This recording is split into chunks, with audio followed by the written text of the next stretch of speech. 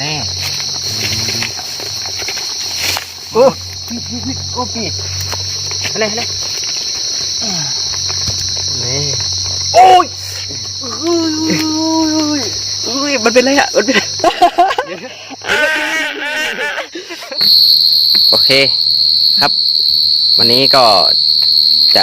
ไปกับพานโบนะครับให้พานโบเป็นมือแทงนะครับจะแม่นไม่แม่นจะเป็นยังไงนะครับผมไอของเราก็คือคู่สังฆทานนะครับผมนี่ครับที่ภาชนะใส่นะครับผมกับเสียมนะครับสองอย่างครับมาเอาสังฆทานมาไปครับตามหาเสียงกันมันมาจากทางนี้นะครับ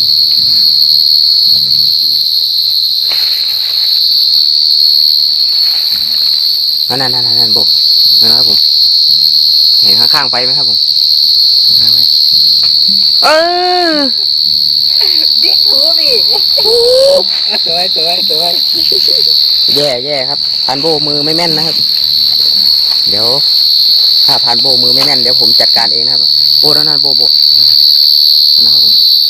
อยู่ข้างๆไปนะครับนั่นกลางไปนะเหรอ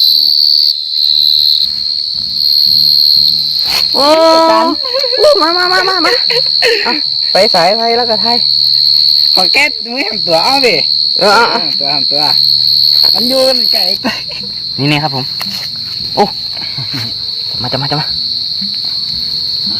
ตัวโอเลยนี่ครับผมตัวอ้วนนะครับผมไปครับผมลุยกันต่อครับผมกิ๊บนะครับปลายใบไม้นะครับเนี่ยหัวมาทั้งเองหูยัวเดี๋ยวอยู่ปุ๊บก็ดิโอ้บ้านหัวขาดบ้านหัวมันแล้วตัวไปซับใจหัวมั้งค่ะแบบใบไม้มันบังเลยโบเอาหัวมาเลยหัวขาดนี่หัวมานี่ครับผมมือไม่ได้เรื่องแล้วครับมือเอามันไปมันบังแล้วบกเกียวครับผมนะครับอ้อมไปทางหน้านั่นเดี๋ยวนี่ครับนี่ครับผมนี่ครับ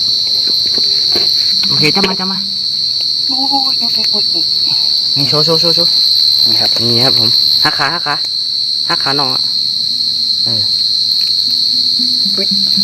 นไปจับแน่นครับบีบเบบมดตัวบนปัน3 แต้มแล้วครับหัวขาดไป1ครับมือไม่แม่นนะครับเดี๋ยวเบาป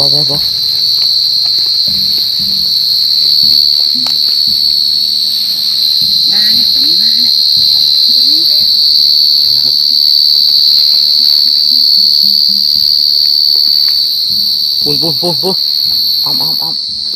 เฮ้มาทางเฮ้จะอ้อมไปยังนะปุ่นผ่านหัวนั่นอยู่นั่นหันล่ะยังไม่เห็นเลยอ้อมไปแล้วปุ่นไปเด้อไปยำแห้งกันย่องไว้นี่หันวะนั่นบ้าไม่เห็นเองคนช่องไปก็คนอันนี้ดิแล้วตั้งไกลหัวหน่อย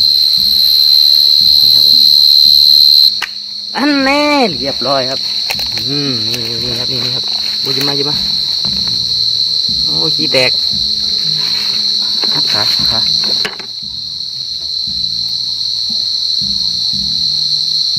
จะพักขึ้นทางหลังกับบ่เราโอเคนี่ครับโอ้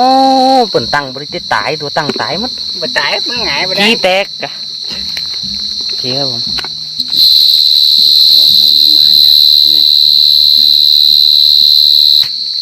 โอเคนี่จับมาโอ้เดี๋ยวไปได้กินเนาะหักขาจับจับคอยอันแล้วก็หักขากับหลังเนี่ยนี่ครับเริ่มได้แล้วครับผมครับคู่สังฆทานมาแล้วครับเดี๋ยวเบาๆนี่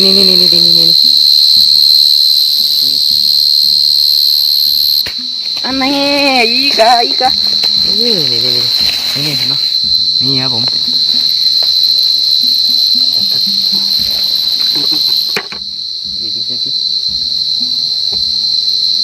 โดนขา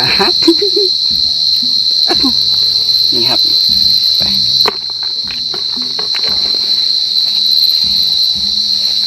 ฟังแล้วเป็นไง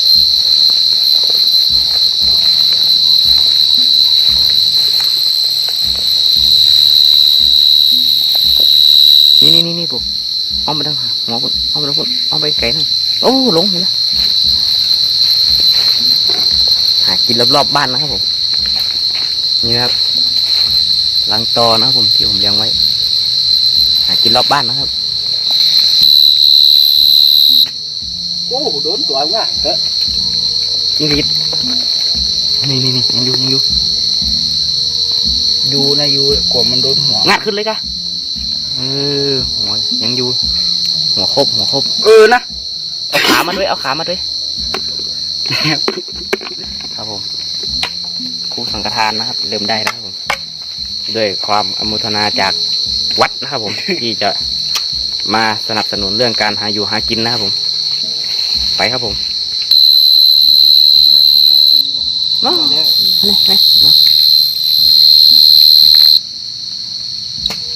อันนี้ยิบมานี่ฝีมือยังอยู่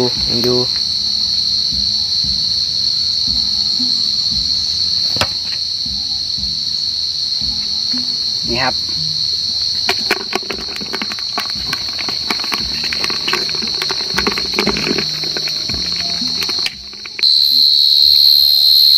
หัวไปจังเลย เอาทุกคนนั่นแน่อยู่ว้าว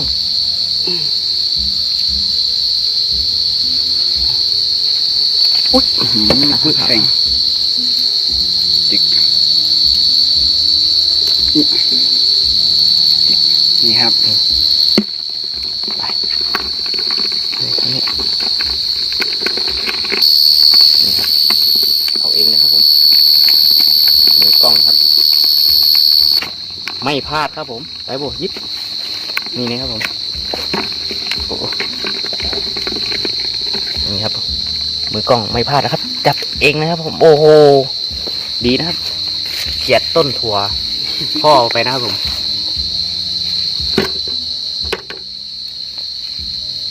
ไม่ต้องกดให้เหนื่อย นี่ครับผมตัวสวยๆครับไปครับผมลุยต่อครับบ่ให้เหนื่อยกันเหงื่อแตกพึ่ง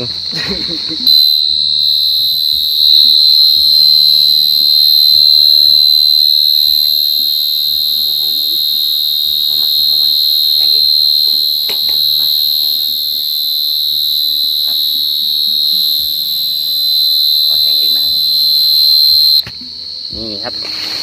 ไม่พลาดครับจะไปคู่นี่ครับผมขนาดถือกล้องมือนึงนะครับผมจับมือนึงแทงมือนึงนะครับผมนี่ครับไม่พลาดครับผมแต่โบเนี่ยยังพลาดอยู่นะครับ นี่นะครับผม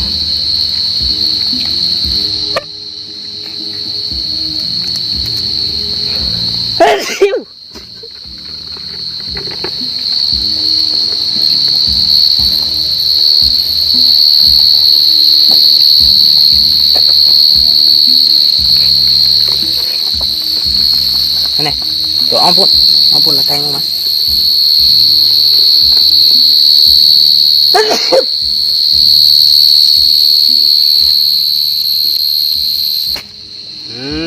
เรียบร้อย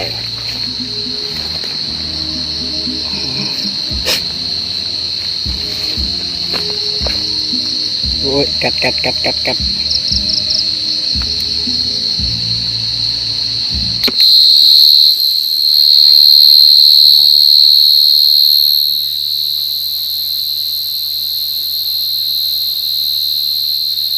รอแล้วครับรอน้องโบมานะ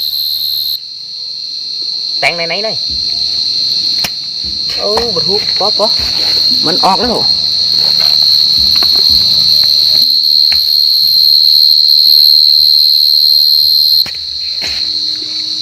หักขึ้นเลยโดนครับ สีมันกระปิดหู เบาๆเลยเข้าไปเลยนี่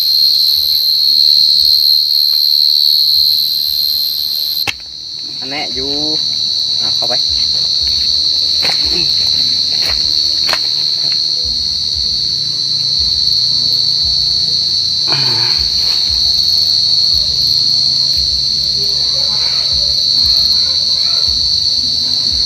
นี่ครับ มันมีเยอะนะครับ แต่ว่ามันจะอยู่ในป่าลึกนะครับนี่โบอ้อมหลังพี่เข้าไปละเข้าไปละนี่โผล่หัวมาละ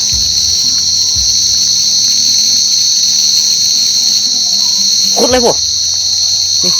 เนาะหันหัวเนาะ แตงจะได้อะ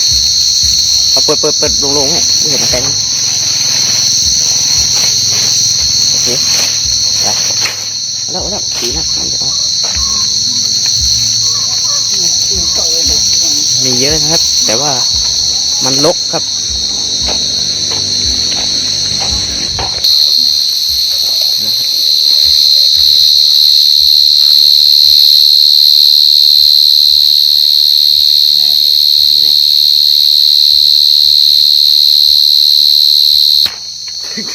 ลึกป้อง โดน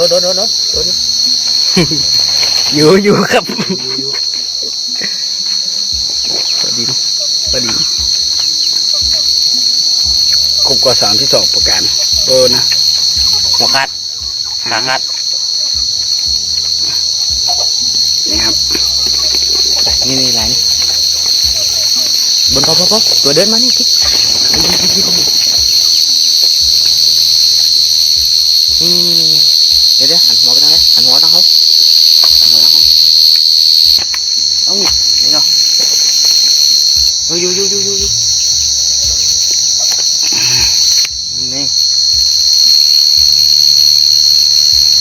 พักมาตั้งหลังเดี๋ยวง่าย โอ้นะนี่ครับ เดี๋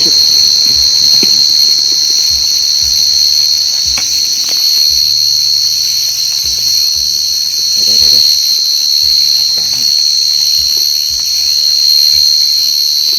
เสียงดังมากครับโอ้เงียบโอ้คิดครับผมมันคือการหาอยู่หากินของคนบ้านนอกนะโอ้เรียบร้อยเดี๋ยวมันอยู่โคตรไม่แตงพิษหูครับ เจ๊หากำลังหากินละแข่งแปะ โอเคนี่ครับ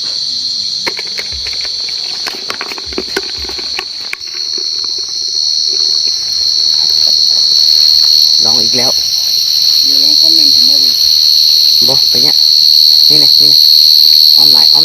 บน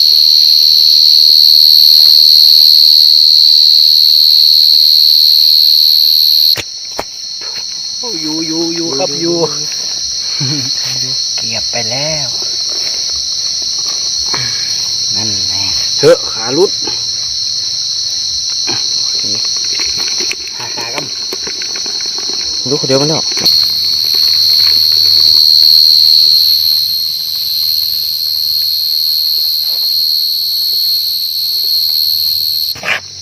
นั่นแน่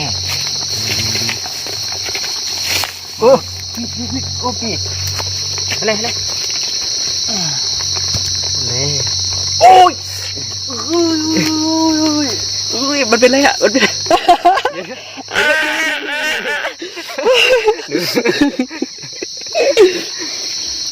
โดนกัดโอ้โห เลือดสีเขียวครับ ไหนหันก้นดูนี่นะหูนี่นะไหนเลยหน้าไปทางไหน หน้าไปทางปุ่นนี่ตั้งไปเชียว เฮ้ย ขุดไปเลย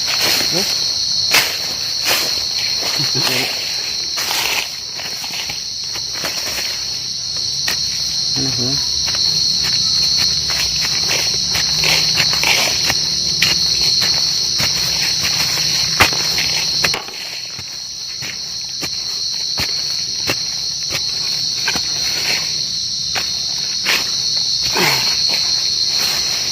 ลึกเห็นปะก้า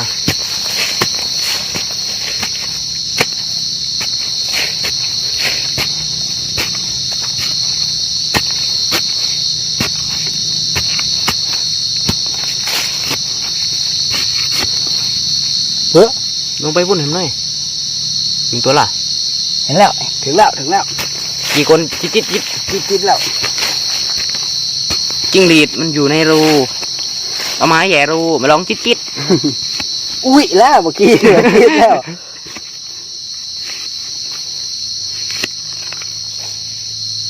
มันอยู่รุมพุ่น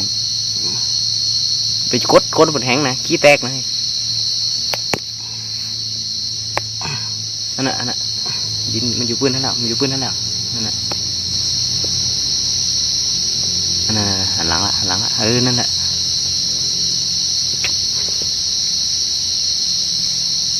ปีหยิบเอา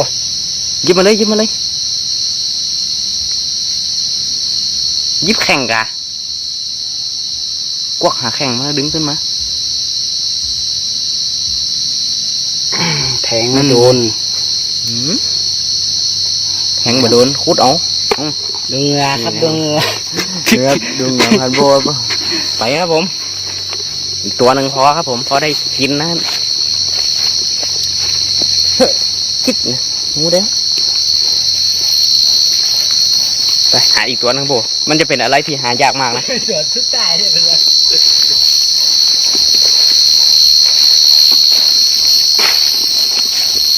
นี่เห็นปะต้องเอาให้ได้นะตัวนี้นะตัวสุดท้ายละคุดสิคุดละเอาคุดตัวสุดท้ายละพอละเหนื่อยละครับร้อนนะครับเอาแค่พอกินนะครับปล่อยให้พันโบขุดไปก่อนนะครับ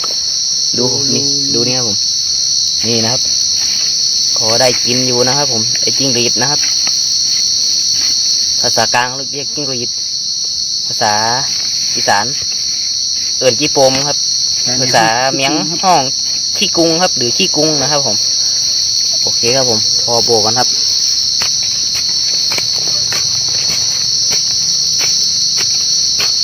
โอ้ใส่เดือน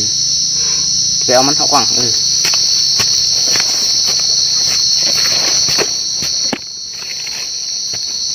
แม่นหูมันเหรอ นั่นแล้ว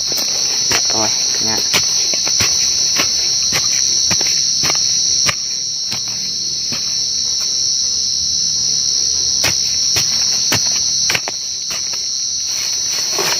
โอ้ ได้ตังค์ไม่หมดดิ หูมันยี่เด้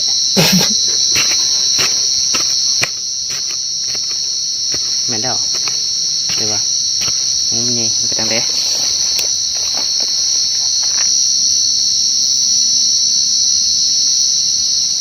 มันต้องเพ่ไหมมันต้องปีไว้หน่อย มาตังไหม ตัวขนาดบริหันตัวเองโอ้ยนะ กูยังไม่ไงนึกจะมาเจอขี้กุ้งหล่น ไม่เล่ามีไปไหมมีแล้วปุ่นเดินหน้าปุ่นนั่นน่ะกี่คนล่ะ โดนเด็ก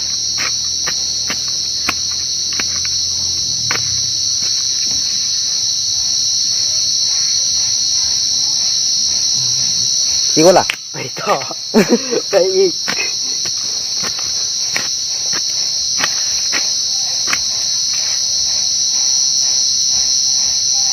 เดี๋ยวกี่คนล่ะไปดันแห้งนะ ถึงยันเนี่ยนะครับพี่ ดันแห้งขี้แตกไหม ต้องไปต้องไป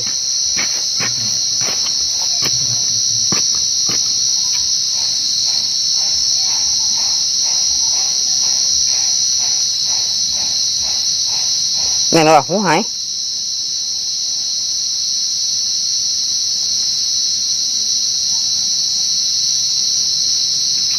เอาง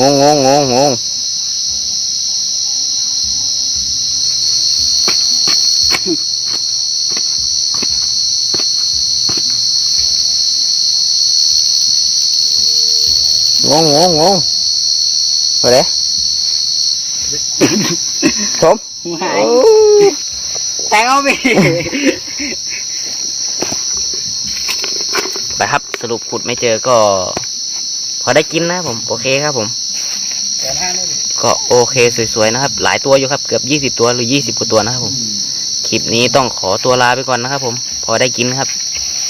เจอกันใหม่คลิปหน้าครับผม สวัสดีครับ